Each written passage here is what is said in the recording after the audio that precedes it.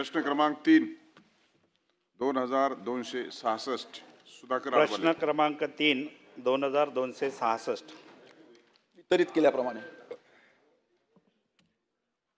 सभापती महोदय, महाराष्ट्राच्या शिक्षण क्षेत्रात अराजकता माजलेली आहेत. शिक्षक भरती घोटाळा, शालार्थ ID घोटाळा महाराष्ट्राच्या उपराजधानीत घडलेला आहे. त्याची पाळीमुळे संपूर्ण महाराष्ट्रामध्ये पसरलेली आहेत. 2 मे 2012 चा शासनाचा शासन निर्णय शिक्षक पदभरतीला बंदी टाकण्यात आली. फरवरी 13 मध्ये शिक्षक पात्रता परीक्षा ही लागू करण्यात आली. संस्थाचालक आणि भ्रष्ट शिक्षणाधिकारी यांनी संगनमत करून 2013 पूर्वीच्या D.Ed झालेल्या सुशिक्षित बेरोजगारांना हेरून 13 पूर्वीची नियुक्ती दाखवून त्यांच्या शालार्थ ID या 2019 नंतर देण्यात आलेला आहेत. आणि तेवढ्या मोठ्या रकमेचं या ठिकाणी थकबाकी देयकंसुद्धा काढण्यात आलेली आहे. यापूर्वी शासनानं शालेय शिक्षण विभागानं या संदर्भामध्ये 3 कमिट्या नियुक्त केलेल्या होत्या, चौकशी कमिट्या. त्या 3 चौकशी कमिटीचा अहवाल काय प्राप्त झाला आणि मुख्याध्यापकाच्या छोट्याशा प्रकरणामध्ये एका अधिकाऱ्याला अटक झाल्यानंतर मग हा संपूर्ण प्रकार बाहेर आलेला आहे. यापूर्वी शासनानं नियुक्त केलेल्या 3 कमिटीचा अहवाल प्राप्त झाल्यानंतर शासनानं त्यांच्यावरती का कारवाई केली नाही. दुसरा मुद्दा, का जे अधिकारी याच्यामध्ये सहभागी होते का चौकशी कमिटीमध्ये होते तेच अधिकारी आता जेलमध्ये आहेत.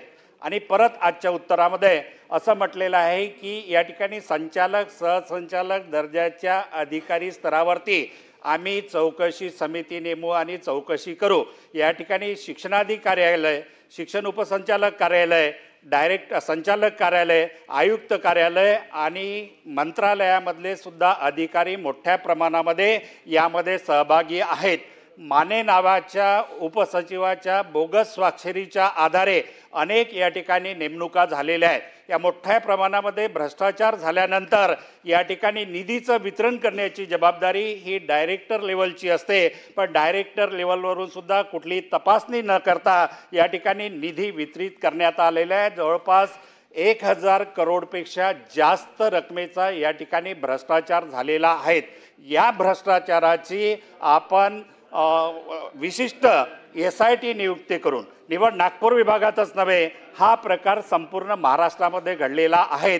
तर या संपूर्ण बोगस नियुक्त्या, बोगस शालार्थ आयडियाची चौकशी करण्याकरता उच्चस्तरीय शालेय शिक्षण विभागामधून सचिव स्तरावरून सेवानिवृत्त झालेले अधिकारी, सेवानिवृत्त IPS अधिकारी आणि सेवानिवृत्त झालेले उच्च न्यायालयाचे न्यायाधीश यांची चौकशी समिती नेमून SIT नेमून या महाराष्ट्रामध्ये झालेल्या भ्रष्टाचाराची चौकशी करणार का, हा माझा पहिला प्रश्न आहे.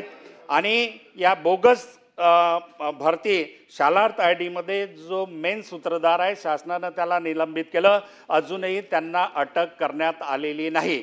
आपण या ठिकाणी भारतामधून पाकिस्तानचे अड्डे उद्ध्वस्त करतो, परंतु आपल्याच भारतामध्ये, आपल्याच नागपुरामध्ये लपून असलेल्या त्या मेन सूत्रधाराला अजूनही अटक करण्यात आलेली नाही. ही शोकांतिका आहे. तर त्यांना किती दिवसामध्ये आपण अटक करणार. तिसरा मुद्दा, या घोटाळ्यात 18च्या वर अधिकारी कर्मचाऱ्यांना पोलिसाची SIT नियुक्त केली. त्या SITनं या ठिकाणी अटक केलेली आहे. त्यांना आपण तात्काळ बडतर्फ करणार का आणि त्यांच्या संपत्तीची आपण या ठिकाणी CIB ED मार्फत या ठिकाणी चौकशी करणार का. सध्या मी या 3 प्रश्न आपल्याला विचारतो. शेवटी परत माझ्याकडे 2 प्रश्न आहे. 2 प्रश्नाचे उच्चारण्याची मला संमती द्यावी. माननीय मंत्री. सन्माननीय सदस्य सुधाकररावजी अडबैले यांचं सर्वप्रथम अभिनंदन करतो की त्यांनी स्वीकारलं की भारतात राहून पाकिस्तानचे अड्डे उडवतो. याच्याकरता तुमचं अभिनंदन. दुसरा तुमचा विषय आता की ह्या प्रकरणात अधिकारी कर्मचारी संस्थाचालक यांचे नड्डे कधी आवडणार. तर जे गुन्हेगार राहतील निश्चितपणे सखोल चौकशी त्या ठिकाणी सुरू आहे. आणि आपल्या माहितीकरता सांगतो की सध्याच्या स्थितीमध्ये संचालक दर्जाच्या वरिष्ठ अधिकाऱ्याच्या अध्यक्षतेखाली आपण चौकशी समिती त्या ठिकाणी गठीत केली होती. आणि पोलीस विभागाचा देखील DCP दर्जाचा अधिकारी आपण पोलीस विभागात दोन्ही ठिकाणावरनं प्रशासकीय चौकशी देखील त्या ठिकाणी चालू आहे आणि पोलिसांमार्फत देखील त्या ठिकाणी चौकशी सुरू आहे. आता आपण जी मागणी केली की अजून एक याची व्याप्ती पाहता, ह्या प्रकरणाची व्याप्ती पाहता, याच्यामध्ये जो काही मोठा भ्रष्टाचार शासनाच्या निदर्शनास आला, तर याच्यावरून निश्चितपणे लवकरात लवकर IAS दर्जाचा, IPS दर्जाचा आणि शक्य झाल्यास न्यायालयाच्या व्यवस्थापनातला देखील अधिकारी याची नियुक्ती करून एक राज्यस्तरीय SIT त्या ठिकाणी गठीत करण्यात येईल. प्रवीण दरेकर. धन्यवाद मंत्री महोदय, आपण या ठिकाणी चौकशी लावले. माझा बेसिक या शिक्षक भरतीच्या संदर्भात प्रश्न आहे. म्हणजे संस्थांसाठी अडचणीचा असतो म्हणून भरती करतात, मुली असतात कुठे लग्न व्हावं म्हणून, जॉब असावा म्हणून त्या शाळेमध्ये लाखो रुपये भरून त्या संस्थेकडे त्या ठिकाणी 10-12 हजारावर नोकरी करतात. आणि त्याच्यामुळे अशा प्रकारे त्यांना भरती करतात. एक तर त्याच्या परवानग्या असतात नसतात, या संदर्भातील साशंका आहे की आपल्या परवानग्या नसताना भरतात तर ते नियमानुसार भरण्यासाठी काय करावं, आणि त्यांना योग्य पगार नसतात. म्हणजे आज मिनिमम वेजेस पण नसतो. मला आजही माहीत आहे की 7-8 हजार 9 हजारावर त्या ठिकाणी हे शिक्षक मुलं मुली त्या ठिकाणी काम करतात. तर या संदर्भामध्ये आपण आढावा घेणार का? अशा प्रकारची कुठल्या संस्थांमध्ये किती भरती झाले, आवश्यक नसताना भरती झाले, लाखो रुपये घेऊन भरती झाले, 10-10, 20-20 लाख रुपये घेऊन भरती व्हायचं आणि 8-10 हजार रुपये पगार, 40 लाख ते पण आता भाऊ बोलत आहेत. सांगा ना मला. म्हणजे मंत्री महोदय, अत्यंत गंभीर विषय आहे. या संदर्भामध्ये आपण राज्यातनं माहिती घ्यावी. अशा शिक्षण संस्थांनी नियमबाह्य लाखो रुपये घेऊन भरती केले का, आणि केले तर त्यांना पगार किती आहे ही माहिती घ्या. कारण शेवटी त्यांच्या भविष्याची चिंता आपण करणार आहोत की नाही. ते गरज म्हणून त्या ठिकाणी 40-40 लाख नाता भाऊ बोलले आणि ते 8-10 हजारावर पगार करणार, तर त्यांच्या भविष्याची चिंता करण्यासाठी शासन म्हणून या सगळ्या गोष्टीचा सर्वकष आढावा घेऊन काही योजना बनवणार का, अशा प्रकारचं काही धोरण बनवणार का, हे तिसरा प्रश्न माझा आहे. मंत्री महोदय. आमचे सहकारी सन्मान्य प्रवीणजी दरेकर यांनी अतिशय संवेदनशील मुद्दा या ठिकाणी उपस्थित केलेला आहे. शासन मान्यता देखील हे नियमाप्रमाणे देतं आणि त्या ठिकाणी काम करणारा व्यक्ती त्याची नियुक्ती देखील नियमाप्रमाणे आणि जी विहित आपली प्रक्रिया आहे त्याप्रमाणे नियुक्ती होत असते. त्याच्यानंतर पगार देखील त्याला त्याच पद्धतीनं जो शासनाने पे स्केल मेन्शन केलं आहे त्या हिशोबाने त्या ठिकाणी मिळायला पाहिजे आणि मिळतो आहे. परंतु माझीच प्रवीण भाऊंना विनंती आहे की अशा पद्धतीची स्पेसिफिक कुठली तक्रार जर आपल्याकडे आली असेल तर आपण नावं आमच्याकडे द्यावं, निश्चितपणे आपण त्याच्यावर कारवाई करू. खडसे साहेब. सभापती महोदय,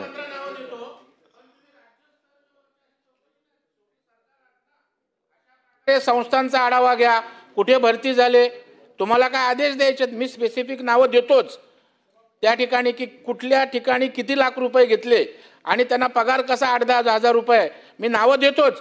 परंतु सर्वकष राज्य म्हणून आज अधिवेशन सुरू आहे, त्या संदर्भात मी आपल्याकडे मंत्री महोदय भूमिका मांडतोय. खडसे साहेब. सभापती महोदय, उत्तरामध्ये प्रामुख्यानं नागपूर विभागामधल्या संबंधामधले उत्तर दिलेले आहे. माझी तक्रार हे नाशिक विभागाच्या संदर्भामध्ये होते आणि प्रश्नही माझा नाशिक विभागाच्या संदर्भामधला होता. नाशिक विभागामध्ये फार मोठ्या प्रमाणावर अशा स्वरूपाचे गैरव्यवहार उघडकीस झाले शालांत IDच्या संदर्भामध्ये. काहींच्या तक्रारी झाल्या, काहींच्या तक्रारी झालेल्या नाहीत. या ठिकाणी आत्ताच्या स्थितीत तुम्ही चौकशी करत असतानाही नाशिक पोलिसांकडे ही चौकशी दिली. चौकशी देत असताना त्या ठिकाणी जळगाव जिल्ह्यामधलं मी फक्त विचारतोय, बाकी महाराष्ट्रात आपला नाशिकमधली माहिती माझ्याकडे आहे ते मी आपल्याकडे दिली. पण एका ठिकाणी या ठिकाणी तक्रार केल्यानंतर सुद्धा शिक्षण विभाग किंवा पोलीस विभाग या संदर्भामध्ये ह्या तक्रारीची नोंद घेत नाही. मी स्वतः 2 महिने एका शाळेच्या संदर्भामध्ये, आमच्या जिल्ह्यामधल्या 36 शाळा अशामध्ये आहे, त्यापैकी 11 शाळाचे FIR त्यांनी केले. पण हे केव्हा केले? ज्यावेळेस आम्ही स्वतः 2 महिने त्याचा पाठपुरावा केला. मग पोलीस सांगायचे की आम्हाला शिक्षण विभागाकडनं माहिती मिळाली नाही, शिक्षण विभाग म्हणायचं की आम्ही माहिती दिली पण ते पुरेशी नाही. आणि मग या संदर्भामध्ये मी आपल्याला सांगू इच्छितो की अंतुर्ली तालुका मुक्ताई इथे मिठाराम फकीरा तराळ हायस्कूल, अशोक फडके माध्यमिक हायस्कूल कुरा तालुका मुक्ताईनगर, नूतन मराठा, बेलगंगा वगैरे वगैरे जे आहेत, ह्या अशा स्वरूपाच्या ह्या 10 आकाराची यादी माझ्याकडे आहे. 36 एकंदर माझ्या माहितीप्रमाणे आहे. माझा प्रश्न मूळ याच्यामध्ये आहे की जसं प्रवीण दरेकर साहेबांनी सांगितलं या ठिकाणी की शासनाला चौकशी करायच्या संदर्भात तक्रारीची काय गरज आहे. मला पण त्या ठिकाणी काय म्हणाले शिक्षणाधिकारी आणि पोलीस अधिकारी, नाथाभाऊ म्हणे तुम्ही तक्रार दाखल करा, मग आम्ही चौकशी करू. मग तुमचा विभाग काय करताय. या ठिकाणी बोगस सह्या केल्या उपसंचालकांच्या, शिक्षणाधिकाऱ्यांच्या बोगस सह्या केल्या, या ठिकाणी ट्रेझरी ऑफिसरच्या बोगस सह्या केल्या, त्याच्या माध्यमातून पैसे खाल्ले. या सर्व संस्थांनी 21, 22, 28 शिक्षक भरले. प्रत्येकाकडनं 30 ते 40 लाख घेतले. हे मला पक्क माहिती आहे की यांनी 40 लाख घेतले या ठिकाणी. मग एवढा मोठा करोडो रुपयाचा भ्रष्टाचार असताना साधे तुमचे उपसंचालक या ठिकाणी चौकशी करतात नाशिक विभागामध्ये. त्यापेक्षा ही चौकशी SITकडे देणं आणि याच्यावर तातडीने गुन्हे दाखल करून फौजदारी करणं तरच हा आला बसेल. नाहीतर मग ते चाललं हे वर्षानुवर्ष चौकशा होत राहतील, मुकाट सुटतील. ते कागदपत्र बदलवायला लागले. आता या संस्थाचालकांना संधी मिळाल्यामुळे हे कागदपत्र आता बदलवायला लागले. त्यामुळे त्यांना संधी मिळू नये. आता यासाठी मी नाशिक कमिशनरशी बोललो की तुम्ही तातडीने करा. ते म्हणाले मी ते गिरी नावाचे अधिकारी आहे त्यांच्याशी बोलतो. मी गिरी साहेबांशी बोललो. ते म्हणाले आता माझी बदली झाली, माझा जो अधिकारी आहे खालचा त्याच्याकडे दिलेला, माझी बदली झालेली आहे. मग त्याच्याकडे खाली विधान तर मला माझ्याकडे का अजून कागदपत्र पुरेसे आले नाही, मी कारवाई करू शकत नाही. चालू आहे, कोर्टामध्ये चालू आहे, याच्यात चालू आहे. मग कोर्टात जायची संधी त्यांना देता, स्टे मिळवायची संधी त्यांना देता. माझा प्रश्न असा आहे की या ठिकाणी तातडीनं तुम्ही पोलिसांकडून काढून हा तपास जो आहे तो स्थानिक पोलिसांकडून काढून एखादी उच्चस्तरीय SIT नेमावी.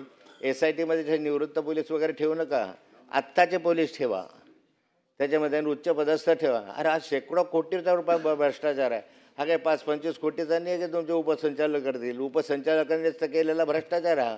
नाशिकला पहिलं तर उपसंचालक किंवा आमच्या जिल्ह्या जे शिक्षणाधिकारी यांच्याच सहभाग याच्यामध्ये आहे आणि तेच प्रकरण दडपताय आणि तेच चौकशा करताय. चौकशी करायला तेच, भ्रष्टाचार करायला तेच, कसं नाही गेलं याच्यामधलं निष्पन्न. म्हणून तातडीने या संदर्भात सरकार निर्णय घेणार आहे का.